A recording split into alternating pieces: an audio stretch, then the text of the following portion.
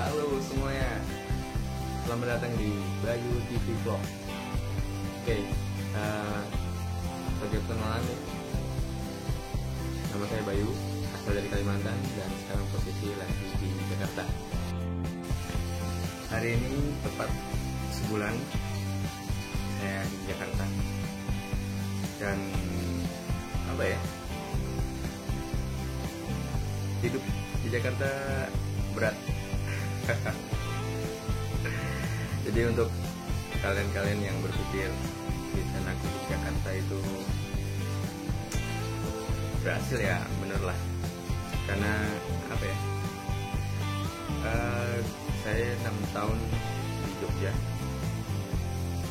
ya, karena emang sudah saya kuliah 6 tahun. Jadi udah terbiasa dengan sesuatu hal yang murah gitu di Jogja.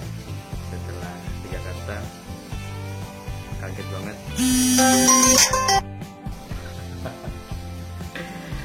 Pas banget ngomong kaget banget, ada telepon dari kantor. Ya oke. Saya mana tadi? Kaget ya.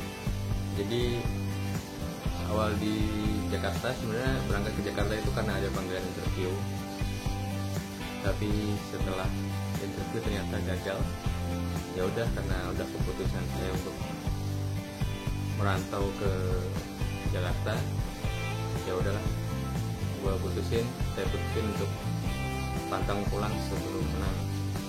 Jadi saya cari-cari lamaran, cari-cari loker, kirim lamaran sebanyak-banyaknya. Dari hampir 20-an kayaknya, ada beberapa yang dipanggil, 4 atau 5 untuk interview. Nah ini ada beberapa ini. Jadi bukti struk dari Tiki. Okay. Ya ini ya, bukti pengiriman lamaran saya. Ada 3 tahap nih. Ini ada berapa ya? Banyak nih kalau dihitung. 1, 2, 3, 4, 5. Ini ada 5. Ini kayaknya terakhir ini. Ini ada berapa nih? 10, 15. Ini ada 7. Ada 22 perusahaan yang saya kirim lamaran untuk melamar. Tuh, ada 28 perusahaan yang saya kirim. Dan kebayang gak sih itu saya harus ngeprint foto, ngeprint lamaran, ngeprint CV, ngeprint pengalaman kerja, ngeprint SKCK, dan ongkos print dan fotokopi itu beda banget di Jogja sama di Jakarta. Tapi untuk hal-hal yang aneh-aneh nanti akan dibahas di video berikutnya. Jadi untuk teman-teman tolong di subscribe, di follow, di notifikasi. Jadi kalau nanti saya udah bikin video berikutnya tentang hal-hal yang menganehkan di Jakarta itu apa aja, nanti akan saya bikin videonya. Ya, jadi dari 23 lamaran ada beberapa yang dikirim, dan untuk bisa tembus sampai saya dapat pekerjaan sekarang ini seru banget perjalanannya. Kenapa seru? Karena yang pertama interview sama HRD, telepon interview sama HRD datang. Terus yang kedua ada psikotes. Terus setelah lulus psikotes, interview lagi sama psikolog. Setelah itu lulus lagi, telepon lagi untuk interview sama user. Ada 4 tahap. Nah setelah itu baru akan kontrak ya. Dan di masing-masing tahapan itu ada yang tereliminasi gitu. Jadi setelah dipanggil interview sama HRD, waktu itu saya ada 12 orang, tapi pas dipanggil lagi selang 2 hari atau 3 hari untuk psikotes, yang datang lagi di waktu yang sama saya itu cuma 3. Ya nggak tahu juga sih yang lain tereliminasi atau ikut di jadwal yang lain, saya kurang tahu gitu. Nah itu psikotesnya hari Jumat dari jam 8 dan sampai jam setengah 12, dan hasilnya langsung diumumin setelah Jumatan. Dari 32 orang yang ikut psikotes hari itu, yang lolos diambil 15 orang. Bayang gak sih, dari jam 8 sampai jam setengah 12 ngerjain psikotes, susah-susah gitu kan. Dan setelah Jumat, saya sih bersyukur ya karena lulus gitu. Tapi melihat ekspresi teman-teman yang gak lulus, ya kasihan juga gitu. Jadi emang bersaing banget gitu untuk bisa lulus. Dan jam 1 yang diumumin itu ada yang hari itu juga melanjutkan ke tahap berikutnya, yaitu interview sama psikolog. Ada yang hari Selasa, itu kan hari Jumat tadi ya.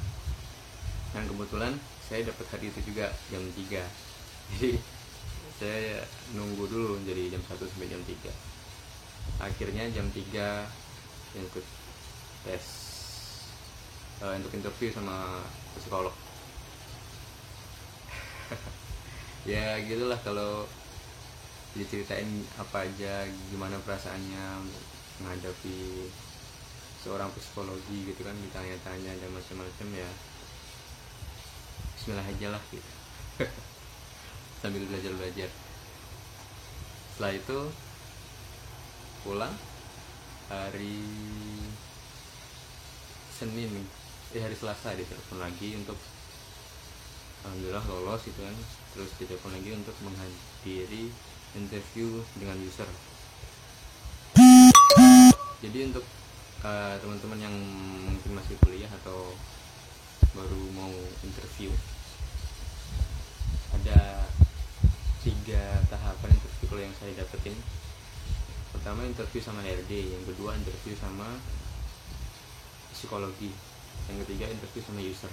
Nah perbedaannya apa ketiganya nanti akan saya bahas juga di video berikutnya. Biar ada ada sesi khusus lah gitu.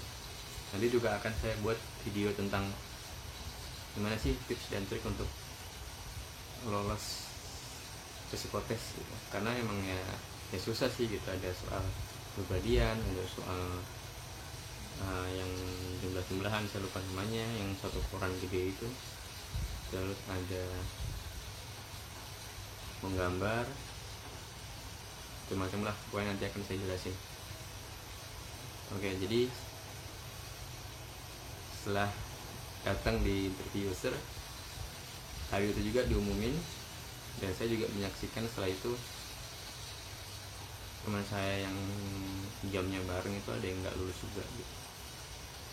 Ya kasian juga gitu. Tapi ya mau gimana lagi, emang persaingan gitu. Ya akhirnya setelah selesai interview dengan user, dilakukan tanda tangan kontrak. Ya saya bersyukur banget